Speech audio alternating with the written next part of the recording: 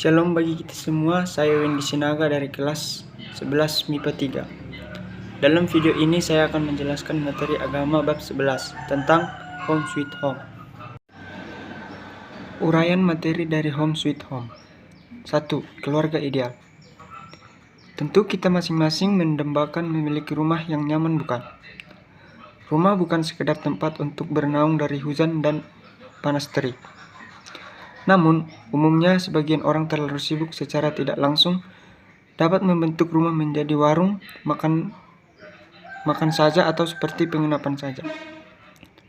Karena terlalu sibuk dengan pekerjaan dan aktivitasnya, kebersamaan dengan keluarga malah terbengkalai. Akhirnya setiap penghuni rumah menjadi sibuk dengan kebutuhannya sendiri tanpa ada kedekatan antara orang tua dengan anak dan juga antara kakak adik. Rumah seharusnya menjadi tempat yang paling indah bagi penghuninya, home sweet home.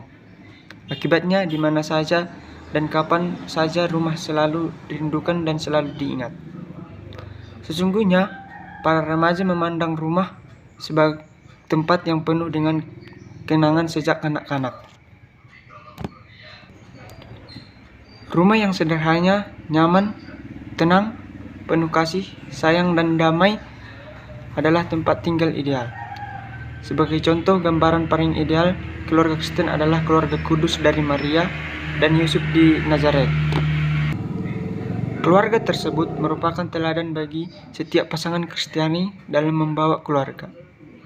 Dalam kehidupan sehari-hari, hendaknya masing-masing keluarga Kristen dapat menghadirkan Kristus dalam kesempurnaan seperti yang dikehendaki Tuhan.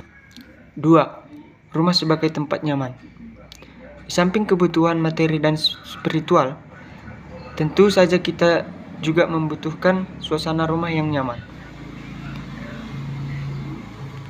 Ini semua bukanlah hanya pekerjaan seorang ibu, namun menjadi tanggung jawab semua anggota dalam keluarga, baik laki-laki maupun perempuan.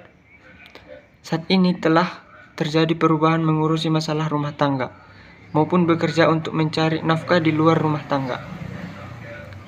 Kalau perempuan sudah melakukan terobosan di dunia publik, maka sudah saatnya para laki-laki dan suami juga harus mampu melakukan tugas-tugas di bidang domestik.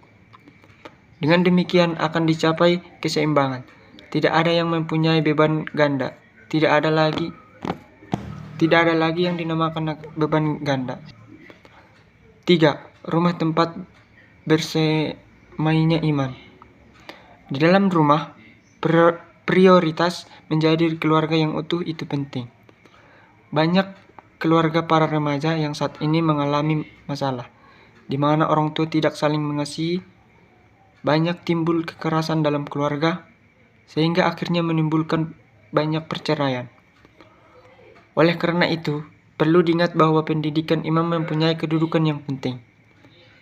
Banyak krisis keluarga karena mereka sudah meninggalkan Kristus dan tidak lagi cinta dalam keluarga. Tuhan memberikan mandat kepada orang tua untuk mendidik anak. Tetapi kadang-kadang orang tua sibuk hanya untuk memenuhi kebutuhan anak secara materi dan mengabaikan kebutuhan mental dan rohani. Akibatnya, anak sering berada di luar rumah untuk menghindari permasalahan keluarga. Seharusnya keluarga merupakan tempat masing-masing orang termasuk anak-anak dapat bertumbuh secara fisik, mental, dan spiritual. Oleh karena itu, setiap keluarga perlu menyadari betapa pentingnya menanamkan iman tentang Allah dan karyanya sedini mungkin kepada anak, baik melalui proses pendidikan maupun sosialisasi. Anak-anak dapat bertumbuh, imamnya berpengaruh suasana Kristiani yang dialami dan meresapi kehidupan keluarga. Ada doa dan kebaktian harian bersama setiap hari. Merayakan secara sederhana keadaan tertentu, misalnya ada yang ulang tahun, lulus ujian, naik kelas, dan saling dan saling berbagi dalam suka maupun duka. Anak-anak juga akan bertumbuh kehidupan rohaninya bila orang tua dan penghayatannya imam. Misalnya, dengan bersikap adil terhadap asisten rumah, penyalahgunaan kekuasaan, dan menunjukkan pengertian terhadap korban penindasan.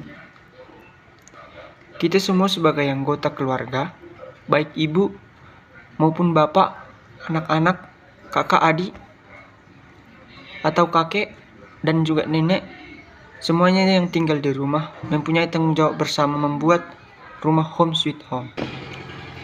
Sekian dari materi saya, terima kasih.